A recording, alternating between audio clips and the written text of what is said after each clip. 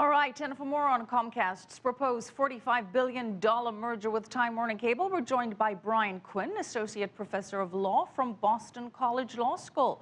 Brian, thanks for joining us tonight. Let's get straight into it. So Comcast claiming that the combination of the USA's #1 and #2 cable companies will somehow enhance rather than diminish competition and lead to greater consumer satisfaction. Now, keeping in mind that the company that would result would have just under 30% of the TV market, as well as 38% of high-speed internet customers. Brian, how likely is it that this will pass regulatory approval?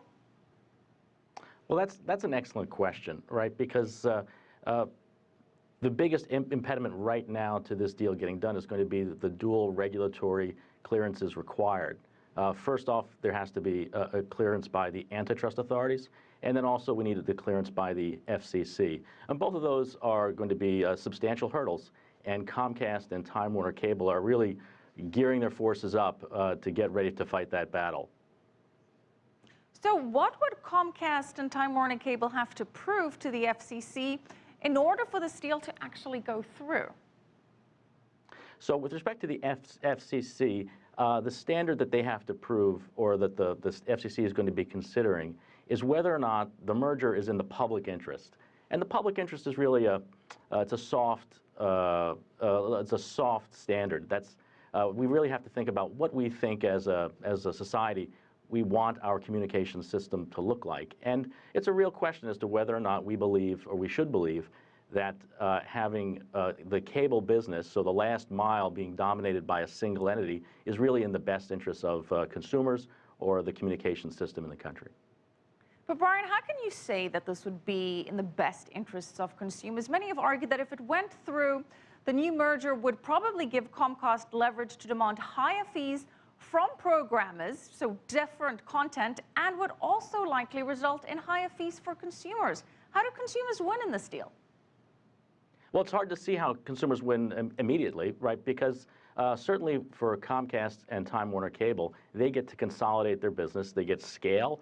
They can generate savings internally to them. But we're losing even the marginal competition that was there before amongst the cable companies for franchises that did have some marginal impact on pricing and benefits for consumers. We're losing that, so it's hard to see exactly where the consumers are going to benefit from this particular transaction. Now, not only would this possibly be bad for consumers, but if the merger deal goes through, what's going to happen to content providers like CCTV, for example, when it comes to negotiating rights to have the network on cable?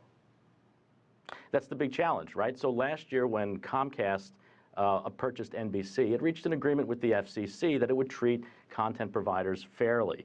Now there's a lot of question as to whether or not that in fact is actually happening now, because some people will say that Netflix streams slower, right? Because there's a lot of power when you have access to when you can discriminate amongst providers of content, and when you have increased control over the last mile, 30% of all cable households or 38% of all broadband households, it makes it harder for the negotiation between something like a CCTV to get access to the cable networks.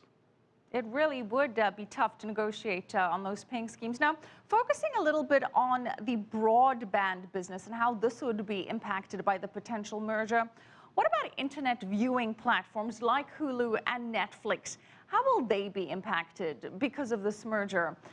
Some would say that because they would control such a high percentage of broadband, some have argued that, for example, the new company could use a set-top box technology that could even prevent the online streaming of live TV shows that compete with its cable system. How likely is that?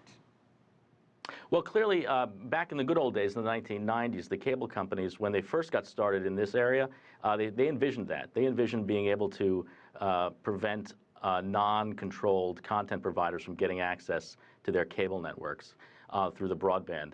Now, post NBC acquisition, the NBC Universal acquisition, there is an agreement that the Comcast has agreed to with respect to net neutrality, so to treat all content providers equally.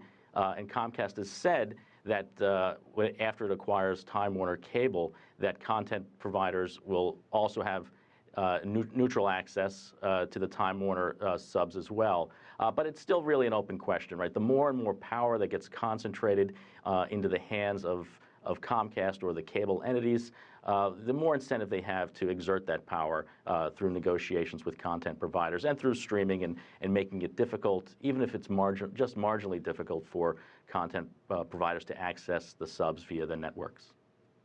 All right. We'll see if this actually happens. Thanks so much, Brian Quinn, Associate Professor of Law from Boston College Law School.